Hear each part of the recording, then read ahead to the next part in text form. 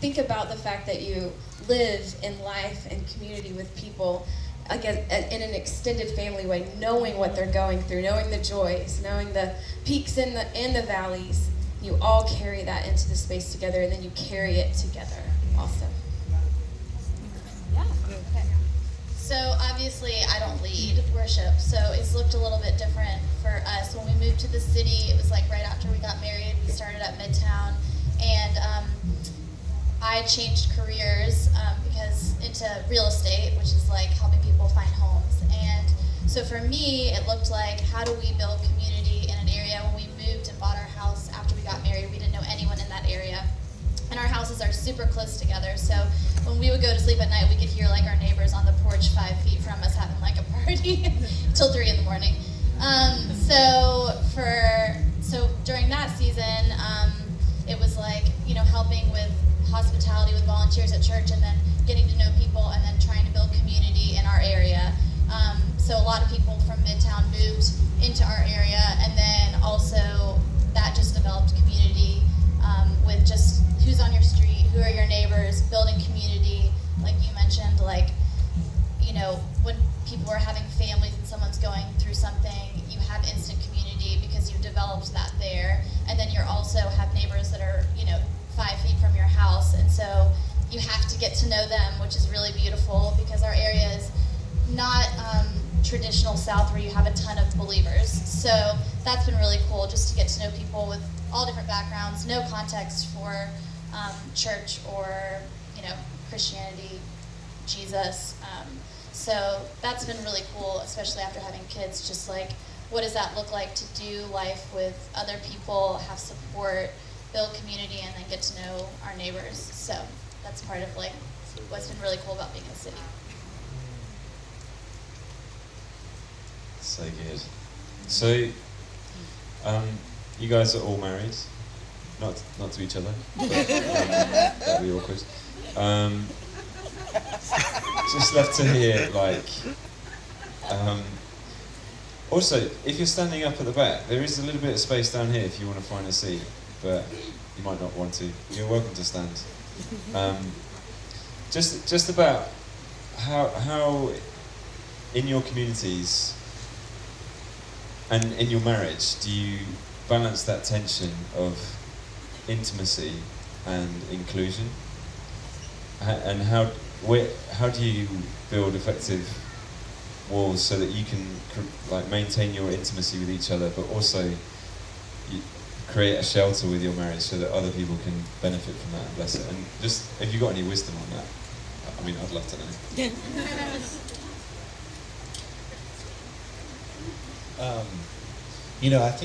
I think it actually starts first with me honoring her relationship with Father, like the intimacy she has with the Lord, and knowing that marriage isn't meant to meet. She's not meant to meet all my emotional needs, and I'm not meant to meet all her emotional needs. Actually, I love her from the overflow of my relationship with Father. That's good. And she loves me from the overflow of relationship with Him. I love that in the garden, God, all 7 days, it's good, it's good, it's good, it's good. The only thing that He says is not good is for man to be alone. And that's after him and Adam have spent a significant moment together. We don't know how long Adam and the Father spent together. We know it was long enough for Adam to name all the animals. And that had to take a little bit of time, yeah? And there comes this moment where God utters this phrase. And when I read it in the scripture, I can almost feel like I can hear the angels gasping. They're like, what? He just said something's not good. And He says it's not good for man to be alone. And He puts Adam into a deep sleep, right? We know this. And He puts Adam into a deep sleep. Now, Adam has spent this, I think, a long time. This is before death. This is before sin. He spent these long moments with the Father, discovering who his Father is. And by discovering who the Father is, he's discovering who he is as a son. I think they went on adventures. The Father's showing off His creation. He's teaching them who He is. And then He puts them asleep. And I just see Adam like conked out under this tree, just fast asleep. Like God puts you down for a nap, you're down. And he's in such a deep sleep that God's able to reach inside. The same place where the water came from Jesus' side, God reaches in and pulls out a rib. And he fashions a woman. And he fashions Eve. And then Eve and the Father have a moment together. Remember, Adam's conked out under this tree. And Eve and the Father are together. And I think it was for a long time. Because the Father just wanted to be with his girl. My kids, I have a son and a daughter. And they call it a daddy date. There's nothing like them getting to go on a date with just me. And brother not being there or sister not being there. Like they just get me all to themselves. And Eve has her own daddy date. It's just her and the Father. And I think God left Adam asleep for a long time because he knew how in love Adam would be with Eve when he saw her. Because Eve is the masterpiece of God's creation. It's his final crescendo of creation. And he knows, like, once Adam lays his eyes on Eve, I'm never going to get her back for a while. So I'm getting her all to myself. Okay, so they have this moment, and then the Father walks his daughter down the aisle, and as Adam wakes up, remember, he wakes up from a full relationship with the Father. And Eve is full of her relationship with Father. So as they see one another, they love each other from overflow. They love each other from overflow with Father. And I really believe that's the key for marriage. It's the key for community. And that we're with each other, but we have our own place of intimacy with the Father. So when we come to community, we're loving each other from overflow with him. Does that make sense? Because one of the biggest dangers of community is when you look at community to meet all your emotional needs, right? Even if I look at marriage to meet all my needs, I'm going to be really disappointed. Not because she's not amazing, because she wasn't meant to fill all those things. Does that make sense? But it's this beautiful tension because it's also not good for me to be alone. Like, I need this to teach me who I am. She helps me see a part of myself that I couldn't see if I was by myself, right? Remember when Adam sees Eve, he goes, she's bone of my bone, she's flesh of my flesh. Like, he's seeing himself, but he's seeing something completely different. We had this moment when we were falling in love where I remember we were poor ministry school students. We had no money, but we went out to this fancy restaurant one night and we shared like a salad and bread. And we were all dressed up and we're just so in love and we're just staring at each other across the table. And I remember, have you ever been so close to someone you can see your reflection in their eyes? I can make all you guys do it right now. Stare into each other's eyes. And I remember seeing myself in Melissa's eyes. And we're just foolishly in love. We were driving our waiter crazy, you know. He's like, are you ready to order? We're like, no. Just looking into each other's soul. But I saw myself in Melissa's eyes. And I realized that's the moment that Adam had in the garden with the Father. He saw himself in the eyes of the Father and he saw who he was. And then as he saw Eve in community, he saw who he was. And Eve was able to see who she was. Does that make sense? So the way this has worked in our marriage is when we were dating, I asked Melissa, like, what's your dream if money wasn't an option? And she's like, you've been thinking about that too long. Like, you need to go first. And I was like, well, my dream would be to live on the hills of Ireland with a little cottage overlooking the sea, and our house would be a studio, and we would spend our life feasting on love and music. Yeah. And she's like, where are the people? I'm like, there are no people. It's me and you, and our love will make people, but until then, it's just me and you and God. She's like, oh my gosh, I think this is my version of hell. And I was like, well, what? Okay, well, what's your version? Like, what would you do? She's like, we would be in community, and we would lead schools and camps and discipleship year round, and people would feast at our table. I'm like, I think that's my version. And so in that tension, we were like, well, let's get married. We'll work it out here. And you can't make music without tension, right? It takes tension and guitar strings to make music. And in that tension, like, I love my time alone with the Father. She loves her time at the table, and they're both equally as important, right? She has taught me to love people in a way that I would have hidden inside I'm an artist and I'm a musician. She's taught me to be a leader that insecurity would have just shut down. And when we got married, Melissa didn't play music. And I've helped, the Jesus inside me really has wooed out the artist and the poet and the musician inside of her, that her initial gift to be an extrovert and to love people, that would have gotten buried, right? So that's the beauty of us seeing each other. Marriage is a mirror. Community is a mirror for you to see yourself, to see the places about yourself sometimes you don't want to see, and see the greatness in yourself you couldn't see. There's several songs, guys, that you would have never heard that insecurity would have had me buried. I play them for Melissa. She's like, babe, that's one of the best songs you've ever written. No longer slaves being one of them. Did I get credit? Did I get part of this royalty? So,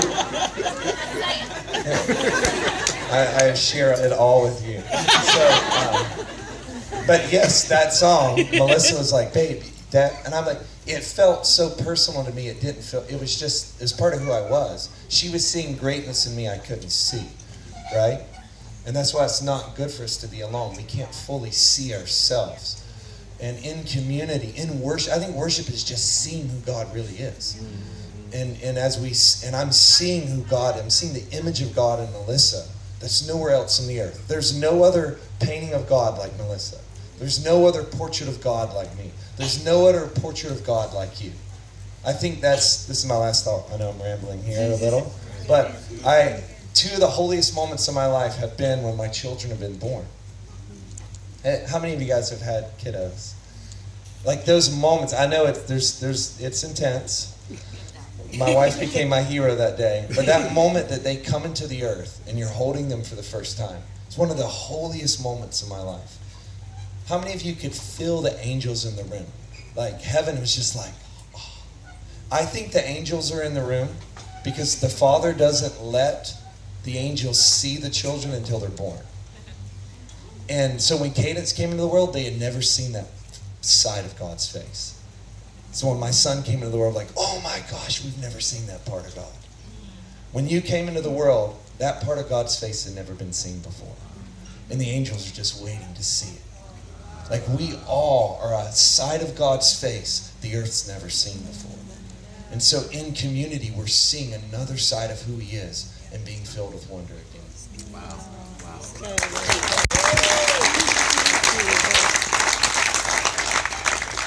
You're so deep.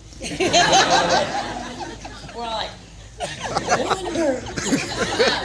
I just love to add in that I think every season comes with it tremendous challenges in balancing marriage, family. I think we could all agree with that. And I think that it's so valuable to actually really go on the journey of knowing your own soul and knowing your own heart and actually knowing what you really need, knowing what your family needs, so that you can, with every season, ask those questions, like, what do we need right now? Like, when my kids were little, we needed something very different than where they are right now. Like, I haven't even seen Haven in like 3 days because she's with all of her friends that she sees once a year. Like, and so she doesn't need what she needed from us, at the second David's tent when she was 8 years old. She just doesn't need that anymore. What she needs right now is freedom and independence and my trust. Does that make sense? And so I don't have to check in on her heart like I did even last year, the year before. Like, are we good? Do you need family time? Do you need to go on a walk with mom? Are you maxed out? Does that make sense? Because we've really, we have a huge value for just knowing our own soul. And I think that we learn to balance when we learn ourselves. And we learn that every season, I think we look for formulas, right? Like, I think every family's like, can you just give me a formula on how to balance ministry and marriage and kids and community and all of it? And I just think it doesn't exist. And having a relationship with the Holy Spirit where you can actually ask every season, what does my family need? It is just really tremendous. Does that make sense? Yeah. Even when we came here on Sunday, and we decided to do a 4-day holiday before David's tent, because our families, we've done a lot of ministry this summer, and we're maxed out on being with everyone. We needed to just be the four of us together, because it's a quieter rhythm, and we actually needed to refill before we came here, and we're with 6,000 people. Does that make sense? But that's only come from asking the really hard questions, like, what do you need right now? And asking my kids, like, are you maxed out? Like, I don't know, can I be maxed out? Oh yes, you absolutely can be maxed out. Like, are we done? Is your threshold hit? You know, and we've been doing that since they were super, super little. And I think that's helped. We've been asking each other, like, what do we need? Because I could roll like this for a long, long time.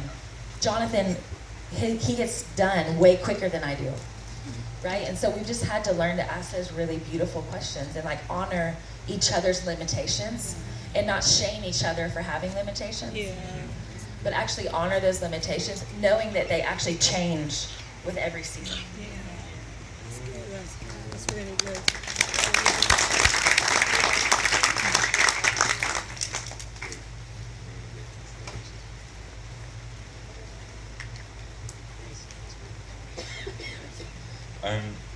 Would love just to kind of touch on.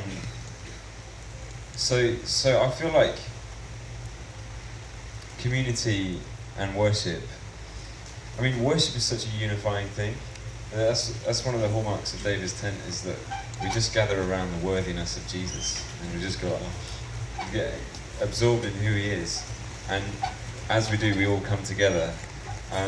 But I guess the other side of community is in prayer.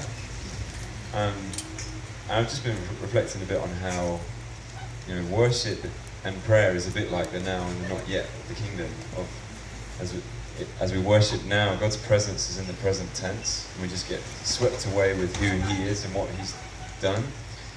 But there's also this tension of we need to pray. We need to pray for breakthrough. We need to pray for those in need and those around us. And we'd just love to hear about how, like, those three things, community, worship and prayer, come together, you know, at Midtown, and any keys that you have in how do you draw people into a unified prayer as well as a unified song?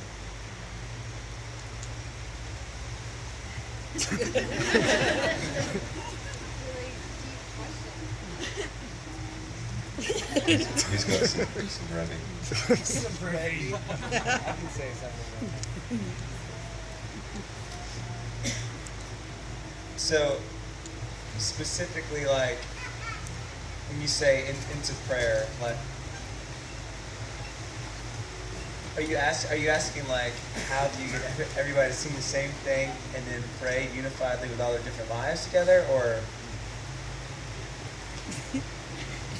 Yeah, just how do you guys do that as a church, as a community? How do you pray together? And so one of the frustrating things for people about our community in Atlanta, is that if you want to just show up to something and have everything just completely done for you, you're gonna be so frustrated. Because the expectation is, if you don't participate in it, it may not get done. Like, I'm not kidding, there was not a children's ministry until there was a baby. And we were like, oh God, there's a baby. Did someone watch this baby? Did someone teach this baby something while we're in here? And it really was like out of need that our community has grown. And I don't mean need like, sometimes it's hard need, but sometimes it's really practical. Exactly what Melissa was saying. What this season of our life as a community was different than 10 years ago. So the need is different. And one thing that I've always really encouraged people is, don't just serve where you have a want. Serve where there's a need.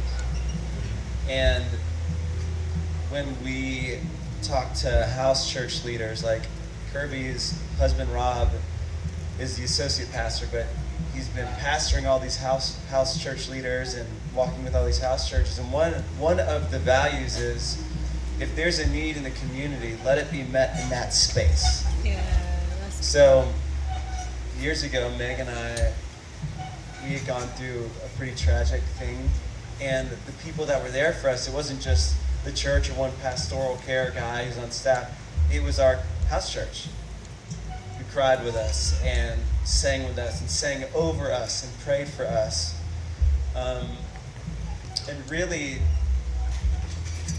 And it really overflowed into all those other times. So you have that's happening in your normal life, the people you eat dinner with, the people that you call when something's actually wrong. Like, it's not like your church friends versus your real friends. It's like those two are kind of like the same thing. Yeah.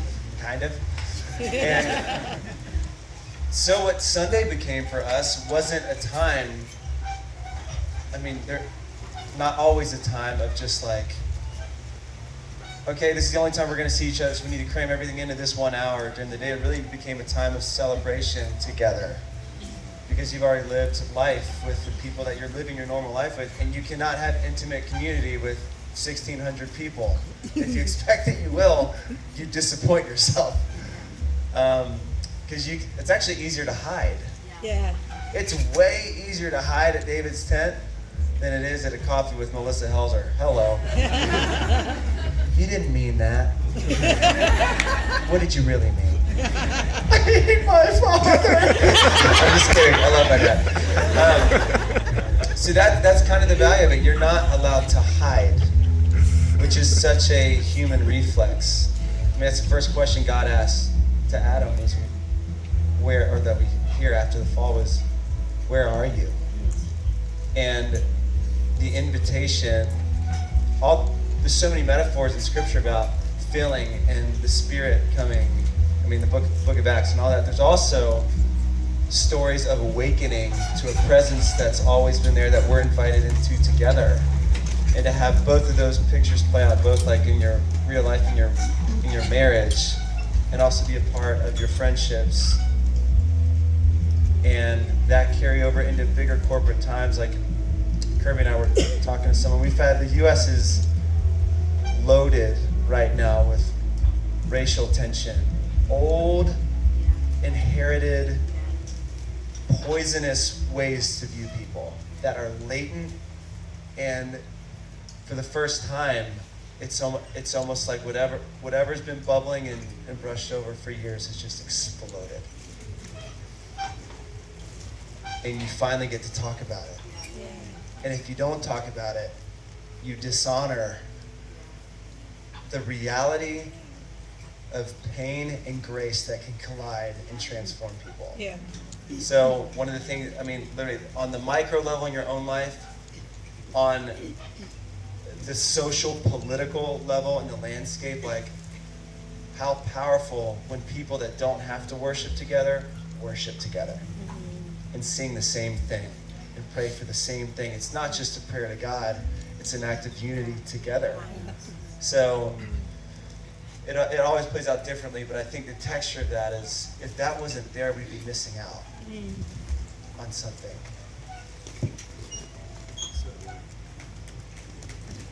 I'll speak a little bit into this. So, on the heels of that, the racial tension in America right now, when there are major events, I think a way that we as worship leaders can cultivate that call to action and prayer is to help provoke compassion in our services. Acknowledge the events that are going on. Don't pretend like they're not happening and that this room is all of a sudden free from any thing bad happening. We're all coming in here with all of our things, and that includes all the ways we're affected by the things happening in our world. And so, like when we were talking about this earlier, when the Charleston shooting happened in a church in Charleston, South Carolina, my husband actually wrote a song that weekend in his grief over it. And we were just kind of singing it, and we actually did it in one of the services on Sunday. And it was really powerful, just acknowledging this painful thing that had happened and calling a moment to prayer, but through the gift that you've been given, helping carve a path for people to have compassion, Sing that song. Sing them the verses. Okay. It's, I've heard the rumors of a city shining like the sun, where every tribe and every tongue around the throne will sing. But I've heard the news today, a broken town, a bitter pain. That city seems so far away, and our song so out of reach. It's a key clash right here, but then the chorus is just saying, come, come Lord Jesus, come, teach us how to love. Come and make this broken heart new. Come and make your children like you. The second verse, I'm just gonna say it. It says, I have heard my brother's cries. I have seen tears in my sister's eyes. How long before I realize that their pain is my own? Come, Lord Jesus, come. There will be a day when every knee will bow down, but teach us how to walk in love now. It's talking about heaven. That's what the first verse is I've heard the rumors of a city, but that's not what I'm seeing. And so you bring people into that, and now they understand it in this holistic way, and they can partner with heaven and what God's doing and their part in it, you know? It's like all of a sudden, oh, all I have to do is look to my left or look to my right, look at my brothers and sisters, see their pain, acknowledge it. That is prayer, you know? That's like us just acknowledging what's here and looking up at the same time together. So.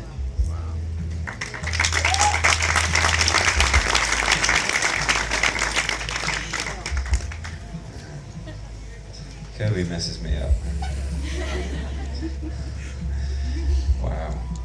I guess I mean one of the things about community is there's this element of drawing in. I love that image of your church being in a circle and everybody looking inwards. But as there's always that thing of like everybody who's looking inwards is also looking out the other side. And I love that thing about, you know, God's heart is full of compassion for the broken and for the poor and for the lost.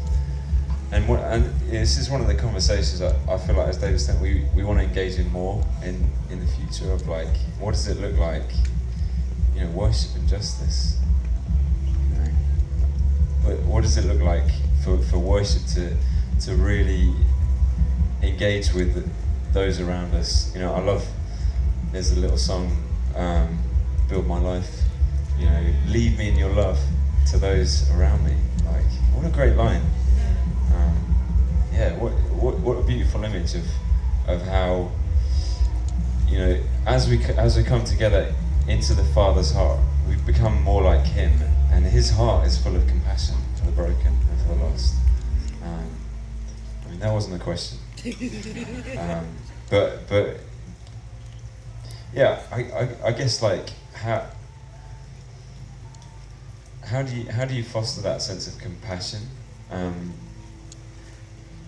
In a place of like real need, you know, guys who are coming to your communities and, you know, they've got real pain and real material needs as well, and how do you include those guys, and how do you create a space in worship and community that they can be free to be vulnerable and open and loved without being exposed at the same time? There might not be an easy answer to that.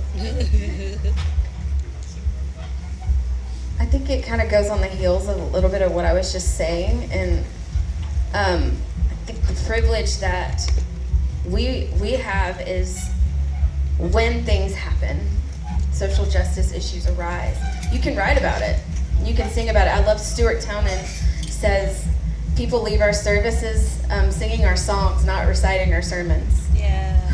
So people can remember a lyric and a melody so much easier than just a quote, because it's attached to something. I mean, it just kind of burns in your memory better. And so if you can sing about the issues going on, because it's obviously a song that needs to be sung because the need is so obvious. That's why that song about Charleston that day, people were like, oh, I gotta have this now.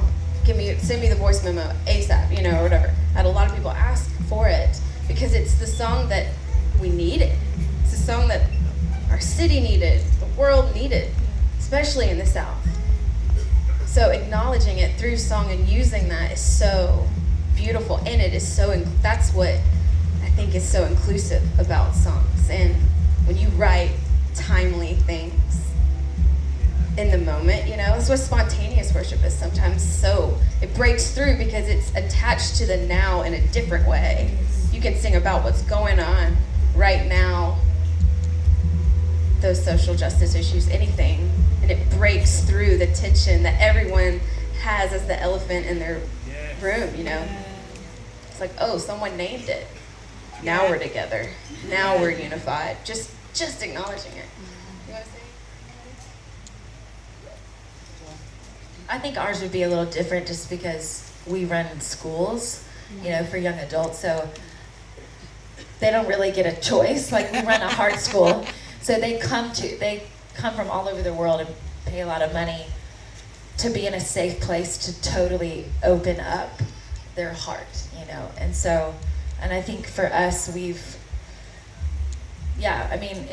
even different. We have a lot of young adults that think they're coming to a ministry school, even though we are very clear that it's not a ministry school. It is a heart school, and we love ministry schools. There's a lot of them all over the world that we love, but they're actually coming to our farm for either a 2-month or a 6-month period because they're longing for a safe place. And I think